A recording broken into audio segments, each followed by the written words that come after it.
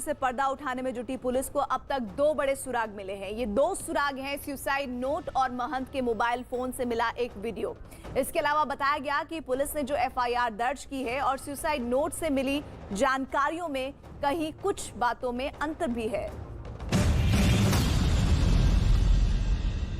महंत नरेंद्र गिरी की मौत की जांच ने रफ्तार पकड़ ली। एफआईआर दर्ज होने के बाद महंत के शव को पोस्टमार्टम के लिए भेज दिया गया ताकि मौत की वजह का खुलासा हो सके। प्रयागराज पुलिस ने इस मामले में धारा 306 के तहत केस दर्ज किया। महंत नरेंद्र गिरी के शिष्य अमर गिरी पवन महाराज ने जो एफआईआर दर्ज कराई है उसमें आरोपी के कॉलम में सिर्फ आनंद गिरी का नाम है। एफआईआर के मुताबिक महंत नरेंद्र गिरी एक दिन पहले दोपहर करीब 12:30 बजे बागंबरी गद्दी के कक्ष में भोजन के बाद रोज की तरह विश्राम के लिए गए थे। रोज 3 बजे दोपहर में उनकी चाय का वक्त होता था। एफआईआर के मुताबिक महंत नरेंद्र गिरी ने चाय के लिए पहले मना किया और ये भी कहा कि जब उन्हें चाय पीने की इच्छा होगी तो वो खुद बता देंगे। शाम करीब 5 बजे तक कोई सूचना न मिलने पर उन्हें फोन किया गया, लेकिन नरेंद्र गिरी का फोन बंद था। दरवाजा खटखटाने पर कोई आहट नहीं मिली। इसके बाद सुमित तिवारी, सर्वेश कुमार द्विवेदी, धनंजय सहित कुछ लोगों ने धक्का देकर दरवाजा खोला।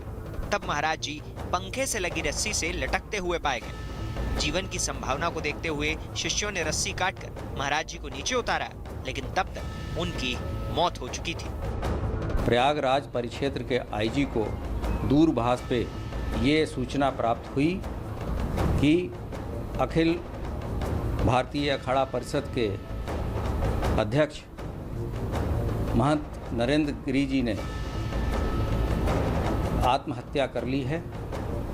ये सूचना उनके शिष्य के द्वारा दी गई, जिस पे तात्कालिक रूप से आईजी तथा अन्य लोगों ने मौके पर जाकर इसका परीक्षण किया। आया यहाँ से आश्रम से कि महाराज जो है रस्सी पे फंदे पे लटक गए हैं। मैंने पूछा कहाँ है महाराज, तो कहें कि वो जल्दी हम लोगों ने काट के उनको उतार दिया है। यहाँ हम लोग जब आए तो देखे कि महाराज को ज़मीन पे लेटे हुए थे और रस्सी फंसी हुई थी और फैन में रस्सी लटकी हुई थी और उनकी मृत्यु हो चुकी थी।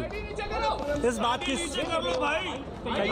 और हम लोगों को प्रथम दृष्टया जो लग रहा है कि ये आत्महत्या है और उनका सुसाइड नोट भी मिला है।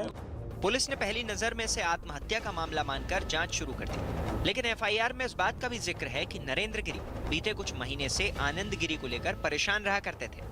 महंत नरेंद्र गिरी की मौत हत्या है या फिर आत्महत्या, फिलहाल किसी के लिए ये कह पाना तुरंत आसान नहीं है।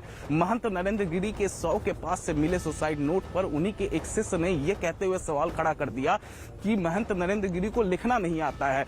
तो ये सवाल उठने लगा कि अगर महंत नरेंद्र गिरी को लिखना पढ़ना नहीं आता है तो उनके शव के पास से सुसाइड नोट कहां से आया।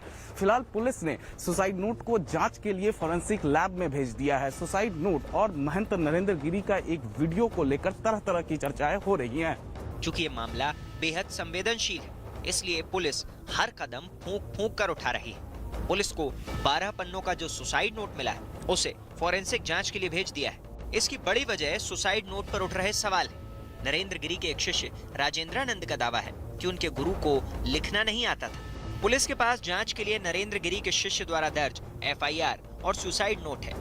इसके आधार पर जांच आगे बढ़ी तो पुलिस को एक वीडियो मिला जिसे नरेंद्र गिरी ने अपने खिलाफ हो रही साजिश के जवाब में बनाया था। इसके अलावा पुलिस को 2 और वीडियो के बारे में जानकारी मिली। इन्हीं में से एक वीडियो से महंत नरेंद्र गिरी को ब्लैकमेल करने की चर्चा है। बताया गया कि सुसाइड नोट में भी इस बात का जिक्र है, लेकिन पुलिस ने जो एफआईआर दर्ज की और उसके पास जो सुसाइड नोट है उसमें कुछ अंतर देखा जा रहा है।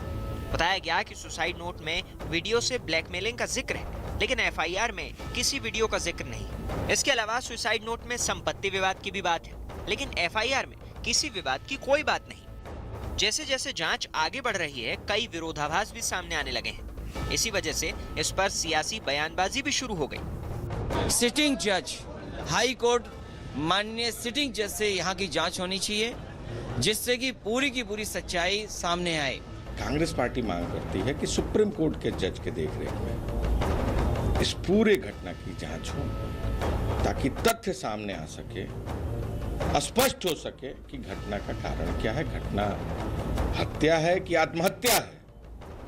ये जांच होना बहुत जरूरी है। जांच जो शुरू हुई है वह जांच उस तह तक जाएगी। सरकार पूज्य संत समाज या अखाड़ा परिषद कोई भी मांग करेगा, सरकार पहले उत्तर प्रदेश पुलिस जांच कर रही है, लेकिन अखाड़ा परिषद अगर कहेगा कि हम सीबीआई जांच चाहते तो सरकार पीछे नहीं है। महंत नरेंद्र गिरी की मौत हत्या है या आत्महत्या, जांच के बाद ये सामने आएगा। पुलिस के सामने इस पूरे मामले के तह तक जाने और इसे देश के सामने पारदर्शी तरीके से रखने की चुनौती है। चूंकि ये मामला अखिल भारतीय अखाड़ा परिषद के अध्यक्ष की मौत से जुड़ा है, इसलिए ये मामला बेहद संवेदनशील है और इस पूरे मामले पर धार्मिक जगह से लेकर सियासी जगह तक की पैनी निगाह बनी हुई है। पुलिस और नेताओं को इस मामले में बेवजह की बयानबाजी से बचना होगा।